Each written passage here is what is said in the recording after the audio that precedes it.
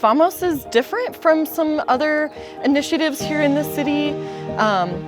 We are really focused on providing opportunities for individuals with disabilities to advance in the workforce, finding opportunities that they are really interested in and skilled in, helping them get into meaningful and competitive, inclusive work environments when they graduate from our program. And we really encourage our service participants, so the people that are participants in our program, to come back and serve as AmeriCorps members in our program. So we've already had 12 graduates who have been participants in the program and then come back and served as AmeriCorps members. I grew up diagnosed with autism spectrum, so I went through a lot of time of difficulty trying to find a direction in my own life. I was unemployed, had some times of homelessness. I had times where I was rejected and treated poorly. It took several years for me to finally feel like I could be independent and employable. And I realized that there were not many services out there for transitioning youth and young adults with disabilities, and often they can get lost in the shuffle and not know their purpose, their direction in life. So for me, with that personal connection, I've always wanted to give back to young adults especially, and help them feel confident and feel like they are worthy. I think that volunteering gives you a wider reference, different people, different cultures, different communities. It allows you to understand other people's point of view and build empathy. So generally, I mean, it benefits you, but it also benefits the community. So my name is Alyssa, and I am a volunteer member at the Vamos program at Mandy's Farm, which is a job preparation program for young adults with disabilities. And I am sort of like a teacher. I teach the lessons and help them with their self-development skills in a workplace environment.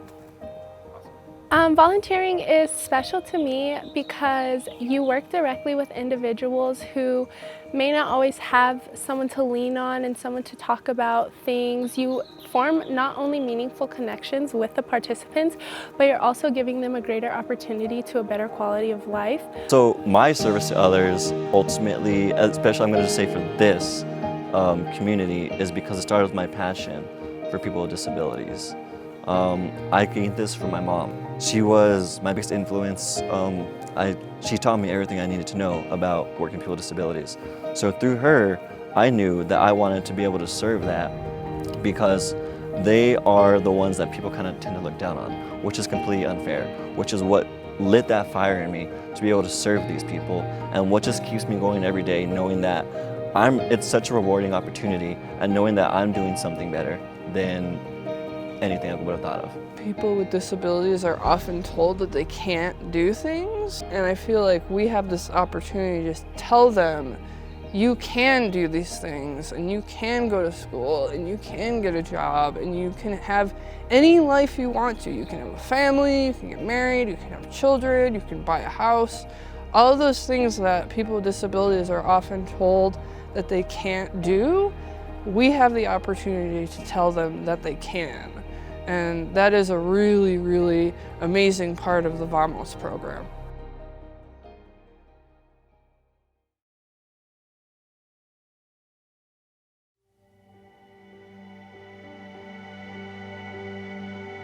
In Optum, New Mexico, community and service are among our foundational core values.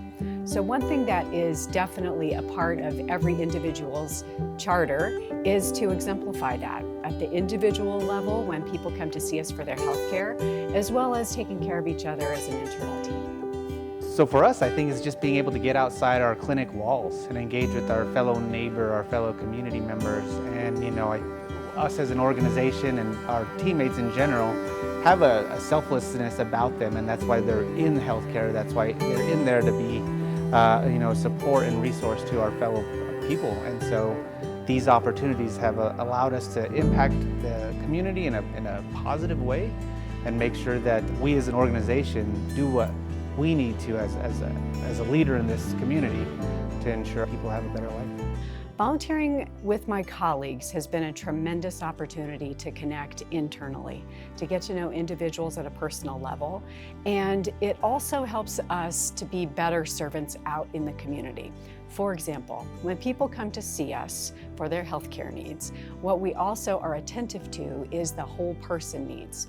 We're committed to fostering the very most positive, beneficial health outcomes, but also we understand the interconnectedness that the social, communication, supportive roles have on the impact in health overall. We strategize on ways to educate our teams on different areas around equity, to include health equity, education equity, gender equity, racial equity. Our goal is to advance inclusion, diversity, and equity.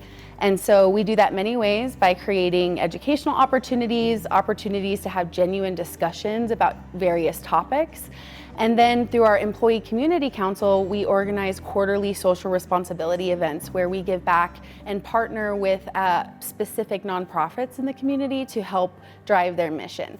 Our first annual Roll and Stroll event benefited the Albuquerque Healthcare for the Homeless, where we were able to raise $10,000 for that organization that goes to a number of their initiatives that help those patients that we know don't get the appropriate medical care at the appropriate time. So a really great initiative there. As a group, these passionate individuals come up with these ideas, we execute them, and it's really amazing what we can do when we come together and really increase that impact that we want to make. If you just started with Optum and you're not quite sure, get out there, reach out, grab a hand. It's wonderful. It's been the best thing that I've done in my career here at Optum. Our goal is to give back to the community that we serve, the patients that we serve, and our community that we are trying to take care of.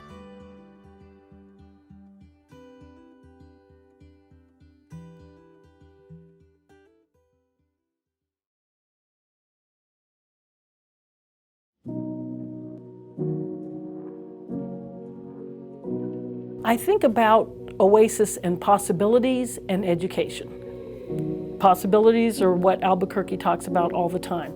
So when you have adults, we have the possibility of taking classes, furthering their education. We have adults that are volunteering in the community, providing possibilities for those students to not only learn to read, but also furthering their education. So we have the possibility of intergenerational communication, shares history, shares knowledge, and also our volunteers provide an opportunity for students to learn about different things that are way not necessarily in their normal scope of education. So say for instance, if you're a photographer or a gardener or a scientist, we provide that opportunity for our volunteers to share that knowledge with students and get them excited about different opportunities in their life.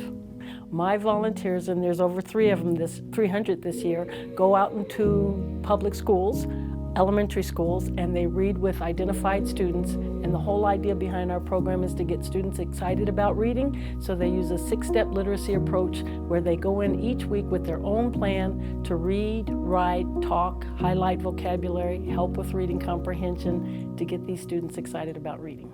Well, every time I tutor, I'm reminded of how much children impact us. Children are the future. They're very present when you're with them, and they tell us so many things about who they are and what's going on in our culture. And a lot of times these children need another listening adult, someone who will participate in what they're interested in. Anything you can do to help society and the people that you're around is meaningful. But this is particularly important to me working as an Oasis reading mentor because you get to work with children and they're our future, they're our trust. And to be in the schools and help there and to make a teacher's job a little less insane is, I think, an important contribution to the community. I think that children especially sense if you're doing this for the love of it, then they get that wonderful, warm, fuzzy feeling when you come to be with them every time. It's really an amazing experience. I mean, like this year I have a child that was reading at the most basic level, like cat, bat, hat, and but was a very bright kid. And we started out reading at a level that wasn't even on a grade level, and he wound up reading at 3rd or 4th grade level. And when I first asked him what he liked, what subjects, he said math, and he listed a series of them, but reading wasn't one of them. And just in passing, like near the end of the semester, I asked him what classes they had that morning. He said reading, and I love it. And that was really cool. It was cool to see. It really warms your heart.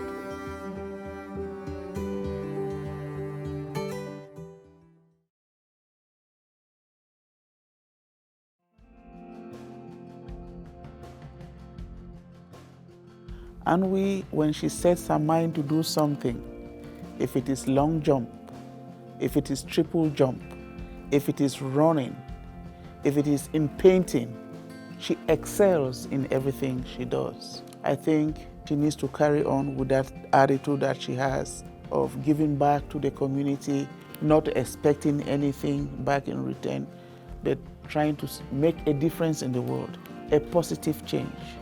Helping the community, helping campaigns, helping church events, going out there with the big events. They have always seen me go out there and do it. So to them, they think it's a way of life, and I'm happy that they are carrying the torch forward. Oh, it's tough to sum up kind of quickly what Anwi does for the community. I can say what she does for me. Anwi is a big source of inspiration for me. She is a success story already, and she is the proof of what programs like this produces, how they encourage students to go for the difficult goals, not just be mediocre, but be excellent. And so Anwi shows me that all of the years of work that we're putting into the program is worth it, because more students are going to follow behind her and be similar to her success. So I've been volunteering for a while, but the first couple events I remember doing would have to be from middle school, as a part of like my student council, and basically through church, like through mission trips and stuff. And then when I got to high school, I joined the Key Club, and I was also a part of the Associated Student Council at Rio Rancho High, which is like a really big deal. Like that group is really active in the community. Why I'm here today is basically because I am a part of the Justice Code Nesby Junior chapter, and we meet every Saturday for 2 hours here at the E-Read building. I basically just teach the K through 5th graders different lessons plans, ranging with like different activities like building roller coasters to learn about kinetic and potential energy, or having a space theme, so we would make like bottle rockets. And each week is something new. I think the thing that's really neat is being a University of New Mexico student in the engineering department. She's the vice president of the Nesby chapter there, the collegiate chapter. And so the coolest thing that I'm noticing is the connection that she's making with the collegiate to the youth. So we have pre-K through 12th grade at Justice Code, and she recruits the collegiate students to come and volunteer. And what I'm seeing is their lives are being fulfilled, they're being excited, they're being loved on by the students, winning awards, going out of town with the kids. And so I think she is planting seeds in her peers to kind of have a heart for volunteering as well.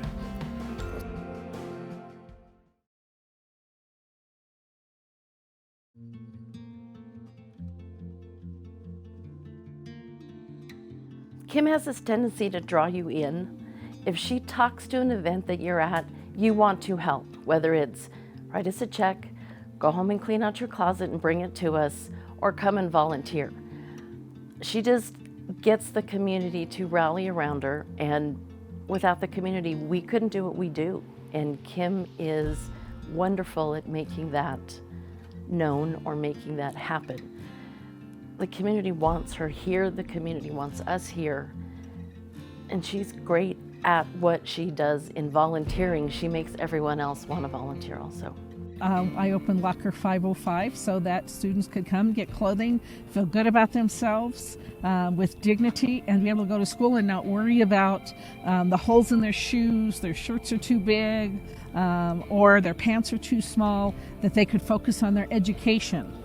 And I had been involved in the old clothing bank, and I kept getting phone calls from counselors and social workers saying, what happened, where is that resource, we need that resource. And that was my frying pan upside of the head of, yeah, this is something you're meant to do, you need to do. And so we started without a hanger, without a stitch of clothing, without a penny, and we just kind of jumped in. I asked some friends to work with me, to be on the board and stuff, and here we are 9 years later. I would have been in here with my kids. They had 2 shirts to their names. Kim has made it where these kids can come in, their opinion matters. I don't care if they've had a bad day. They walk through that door and our personal shoppers get a hold of them for 30 to 45 minutes. That's all that matters is them. And for some of these kids, that's the only adult that listens to them and their opinion matters. Kim has taught all the staff. Those kids are what's important. And if it wasn't for Kim doing this, again, some of these kids would do without. Knowing that we made a difference in a child's life, and they know it.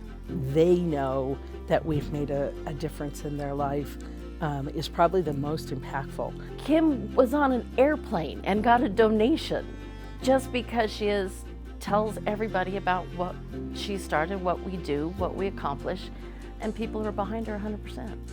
We have kids that come in here that there's more duct tape on their shoe than there is shoe. We have kids that come in here that have never had a new shirt. It's hand-me-downs, it's whatever, but that's what we're all about. We want the kid's opinion matters. It's all about the kiddo. I get such a pleasure out of helping the kids, and my pay is the smiles that I see. I mean, I tease, I really do get a paycheck. It's just in a different manner than some people get a paycheck. I get smiles, I get hugs, I get thank yous, and I'm fortunate that right now that's enough. I can accept that. And when you see the kids grow up, and you see them come back and say, you're the reason that I got through school because I was no longer bullied, or I could hold my head high because I had the clothes that I needed. There's nothing like that feeling. That's worth more than any paycheck anybody could ever hand me.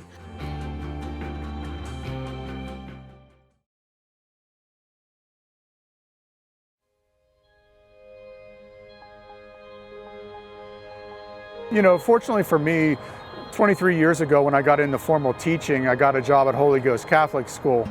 And the school had already started a bit of a service program, but I mean, over the years, the faculty, the administration, the students and the families have really bought into this idea of community service.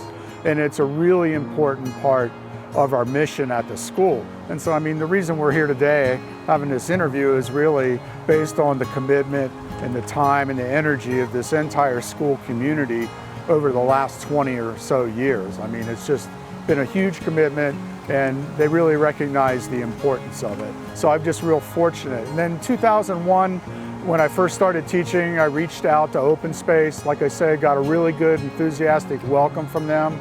Mr. Tichenow's a great leader. He taught me science, 6th grade, and he's just been a total constant in everybody's life at school. And I can say, like, truthfully, that he's probably my favorite teacher. And that's usually like the consensus that comes from each graduating class is Mr. Tichenow's the best, because he's such a strong person, and he really cares about the community and especially the environment and nature. And he taught that to us. So now we've kind of we have that care for nature and for the environment because he taught us. The fact that he has taken it upon himself to focus on the bosque and the river and nature as a whole to teach his kids amidst all the other things that he teaches them. That's a major point, and well, hopefully it gives the next people to help and take care of the bosque that we all love and deal with. So for me personally, I think it's all about the community. So I like teaching kids. I mean, for me, it's just reinforcing the idea that it's really not about us.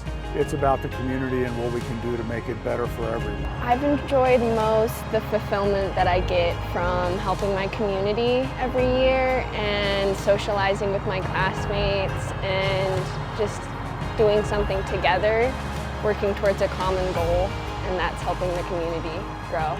Without the volunteers, which people that get out and hike in all the different areas and report back to us, letting us know when there's things wrong, limbs down, graffiti, other things that are wrong or out of place, we wouldn't be able to manage all the lands we have without them.